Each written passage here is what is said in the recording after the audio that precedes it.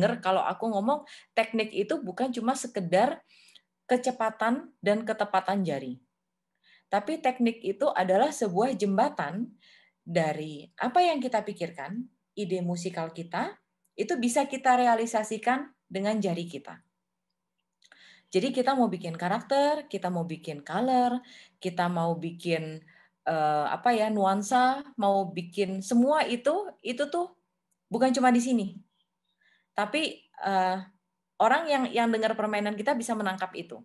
Nah, itu kan berarti tugasnya si 10 orang ini plus 2 kaki, itu tugasnya mereka menerjemahkan apa yang ada di otak menjadi suara.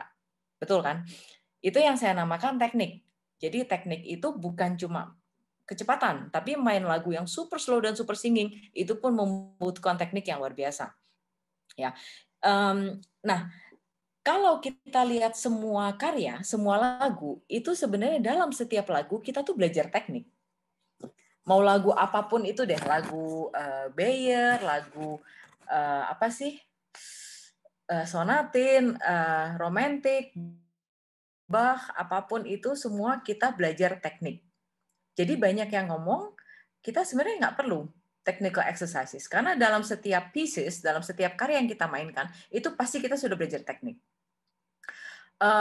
Kenyataannya tuh sebenarnya, awalnya sih saya sebenarnya lebih ke arah tim yang itu, to be honest. Jadi saya lebih ke arah tim yang udah kita nggak usah pakai Hanon, nggak usah pakai apa, tapi kita detailin semua karya yang kita pelajarin, semua karya yang kita kasih ke murid kita detailin dan kita gali sedalam mungkin sehingga mereka bisa mendapatkan aspek teknikal yang banyak.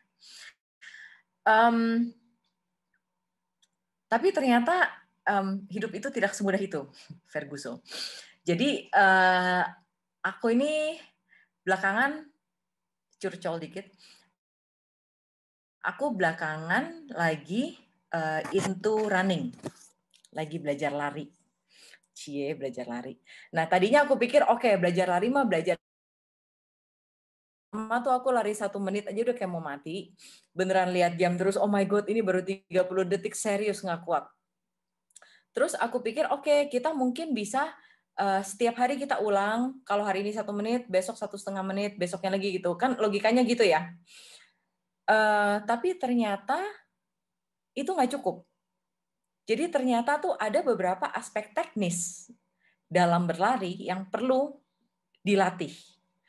Jadi ada yang namanya interval run, ada yang namanya ABC drill, ada yang apa. Warming up-nya pun bukan cuma sekedar stretching, tapi ada beberapa warming up tertentu untuk tujuan tertentu. Misalnya kalau kita mau maraton atau kita mau sprint, itu hal yang berbeda.